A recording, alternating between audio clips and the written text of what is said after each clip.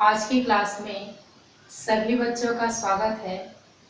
परमाणु संरचना के अंतर्गत हम आज पढ़ेंगे गोल्डस्टीन और कैल्विन किरण के बारे में। गोल्डस्टीन नामक वैज्ञानिक ने 1886 में एक धन आवेशित किरण की खोज की। उन्होंने इनका नाम एनोड या कैनॉल किरण रखा। गोल्डस्टीन ने एनोड किरणों के मदद से प्रोटॉन की खोज की। एनोड किरण की जो प्रकृति जो होती है वो एक समान नहीं होती।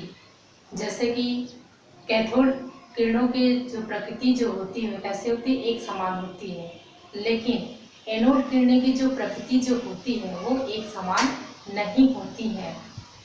इसकी मदद से गोल्डस्टीन ने प्रोटॉन की खोज की और प्रोटॉन जो है क्या होता है, आपका धन आवेशित होता है और यह जो है कहाँ स्थित होता है, परमाणु के नाभिक में स्थित होता है। अंततः गोल्डस्टीन ने यह निष्कर्ष निकाला कि जो आपका परमाणु में ऋण आवेशित इलेक्ट्रॉन और जो धन आवेशित जो प्रोटॉन से है ना, परमाणु की जो प्रकृति जो होती है कैसे होती है, उदासीन हो जाती है। जैसे कि डायग्राम में है ना, यहाँ पर दो यहाँ पर लिया गया है कैथोड और एनोड लिया गया है, जिसमें से आपका जो कैथोड जो सिरा जो होता है आप सभी जानते हैं क्या होता है, ये ऋणावेशित सिरा होता है और एनोड जो है क्या होता है, आपका धन आवेशित जो है सिरा होता है। इसमें जो गोल्डस्टीन नामक वैज्ञानिक ने है ना यह बताने की कोशिश किया है कि जो एनोड की जो किरण जो होती है वो क्या होती है, आपकी एक समान जो है नहीं होती, अलग अलग होती है। और यह जो है जो एनोड किरण के माध्यम से किसकी उत्पत्ति हो रही है, प्रोटॉन की उत्पत्ति हो रही है। तो ये इसकी उत्पत्ति जो है आयनों के क्रमशः आयनीकरण के कारण हुई है। अंततः लास्ट में गोल्डस्टीन ने यह निष्कर्ष निकाला कि जो इलेक्ट्रॉन ऋण आवेशित होता है और धन आवेशित जो प्रोटॉन जो होता है ना, उससे परमाणु की जो प्रकृति जो होती है वो कैसे होती है, उदासीन होती है। यह सिद्ध करने का प्रयास उन्होंने किया है। इसके आगे थोड़ा देखते हैं, इसको आप लोग को याद रखना है। जैसे कि मैंने बताया कि इलेक्ट्रॉन जो है ना, कौन से किरण से उत्पन्न होता है, ये कैथोड किरण से उत्पन्न होता है। तो कैथोड किरणों की जो कण की जो प्रकृति होता है वो हमेशा कैसा होता है, आपका ऋण आवेशित होता है। उसी प्रकार से प्रोटॉन की उत्पत्ति किससे हुई है, एनोड किरण से। तो एनोड किरण के जो कण जो होते हैं कैसे होते हैं, आपके धन आवेशित होता है। इस प्रकार से है ना, ये जो आपका एनोड किरण ही आपका क्या कहलाता है, कैनॉल किरण के नाम से जाना जाता है। आइए देखते हैं, अगला टॉपिक है हमारा कैथोड किरण के गुण के बारे में। ये महत्वपूर्ण पॉइंट है, आपको एग्जाम में भी पूछा जाता है, तो इसको आपको याद रखना है। तो आइए देखते हैं कैथोड किरणें के प्रमुख गुण के बारे में। पहला आपका आता है कि कैथोड जो किरणें जो होती है वो हमेशा सीधी रेखा में गमन करती हैं।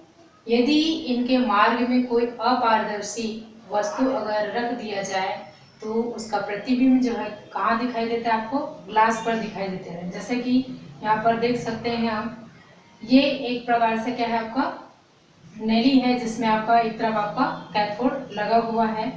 तो कैथोड से है ना, आपका पहला पॉइंट क्या बोल रहा है कि कैथोड किरणें जो होती है एक सीधी रेखा में गमन करती है। कैथोड से जो किरण जो निकलती है यानी कि कैथोड किरणें जो निकलती वो हमेशा सीधी रेखा में गमन करती है। यदि इसके मार्ग में है ना, यदि इसके मार्ग में कोई अपारदर्शी वस्तु जो है रख दिया जाए है ना, जो कि एनोड का कार्य करता है, तो इसका जो प्रतिबिंब है या जो छाया जो है आपको कहाँ दिखाई देता है, सामने ग्लास पर दिखाई देता है। दूसरी विशेषता देखते हैं कि कैथोड जो किरणें जो होती है चुंबकीय क्षेत्र और विद्युत क्षेत्र के द्वारा विक्षेपित हो जाती हैं। जैसे कि कैथोड किरणें हमेशा क्या करती हैं, ऐसे सीधी रेखा में गमन करती है। यदि ये जो है किसी चुंबकीय क्षेत्र या विद्युत क्षेत्र के संपर्क में दिया जाते हैं तो ये जो है क्या हो जाती है, विक्षेपित हो जाता है, यानी इसका मार्ग जो है क्या हो जाता है, हट जाता है, अपने मार्ग से विक्षेपित हो जाता है। तीसरी विशेषता देखते हैं कि कैथोड किरणें के सामने अगर कम मोटाई वाला कोई वस्तु या धातु जो है रख देते हैं तो उसे वो क्या कर देता है, भेद देता है। भेदने का मतलब होता है कि उसको छेद करना या फिर होल करना।